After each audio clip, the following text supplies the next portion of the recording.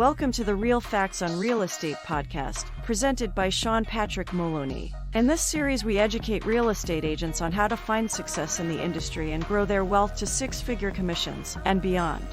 Now here is your host, Sean Maloney. Welcome to episode 220. Why are thousands of real estate agents quitting? I'm your host, Sean Patrick Maloney. Thanks for joining me this week. This week I want to touch on a subject that I'm noticing, a trend of quitting, a trend of agents giving up, cutting their ties and moving back to career-type jobs. What are they chasing? Where are they going? Let's talk about it here. So first off, in a market with really low inventory, it can be very hard for an agent to work every day with buyers and survive. Agents who fail to turn their buyers into sellers are going to fail in this market, and they're going to quit due to burnout. What do I mean by turning a buyer into a seller?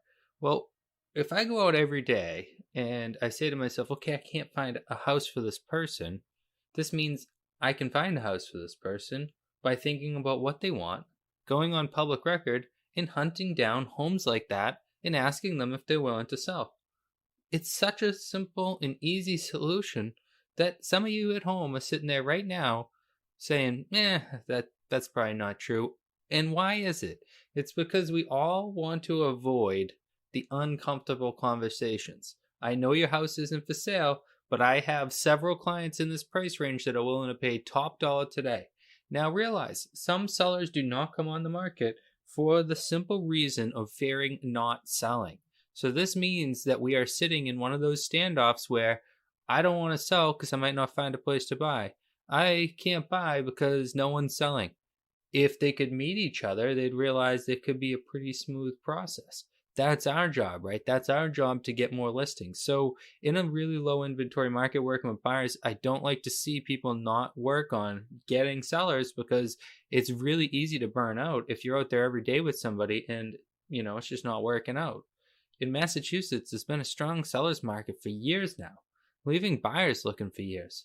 For agents, what does that mean? It means a lot of hard-working days. It means added expenses like fuel. It means endless amounts of giving up weekends. And worst of all, without a paycheck. So what are we doing about it? How do we deal with that? How, as an agent, do you survive a situation like that? The truth is, you need to be working on those sellers. You also really, really, really need to be working on your offer process. How are you writing the offers? Why are they not getting accepted? Why are some agents' offers getting accepted and other agents are finding it such a tough thing? We need to look deeper under the skin to understand it. I have other programs and things that I give out all about writing offers. I've done episodes about it, so I'm not going to harp on it too much here. But understanding one key component, which is that you're the boss, you're the authority, and you're the guide. If you keep meeting with people and they keep writing offers that don't get accepted, and every time they ask you questions, you just keep saying, well, do your best, do your best. What does the best look like? I know at first when we came into a seller's market, we really don't want to agitate buyers too much, but it's clear as day and blatant that we are in that type of situation here in Massachusetts. There are less houses than people, and we're constantly in this situation. So what we need to do as the authority, as the professional, as the guide, is to really help them understand what it's going to take to write winning offers. Looking at things like average list to sale price ratios, looking at things like comparative market analysis, looking at things like the traffic, understanding that people are willing to pay sporadic amounts to win when there isn't a house in their situation. Understanding all that can really help you ultimately get more offers accepted.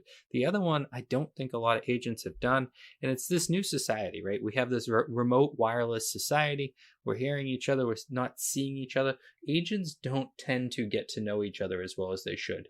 If there's two similar or like offers that have the exact same terms on everything, and I'm an agent and I know one person and I don't know the other person, I'm probably going to go with the person I know because it's easier to do the business. So just simply knowing people sometimes can be the difference between your offer getting accepted. Or even worse, imagine being a jerk as a real estate agent and then wondering why your offers don't get accepted, being tough to deal with, not controlling your buyers, calling the other agent all the time off the hook. Sometimes agents don't realize we are part of the offer. You are working with me. You are working with my mortgage brokers, my attorneys. You're working with my clients. You're working with what I build as a real estate agent. So if I don't build a good system, people don't want to work with me. So this all ties back to a person who's non-professional ends up quitting because they end up getting burnt out because they're spending their time into the wrong things constantly. The real reason most agents quit is their failure of personal training structure. Use a market like this to learn to leverage off of your pool of buyers to entice those sellers. Learn to change how you operate as a business based on the environment you're in. Don't say to yourself, well, I used to do this and this worked, or I did this back in the day and that worked. Think about every way to do business and figure out the one that'll work in the current times. The reason so many agents are quitting, we don't have the tenacity we used to. It's amazing in the modern world how against rejection people are. Guys, this is sales. There's one or two answers, right? Yes or no. So that means you're going to hear no.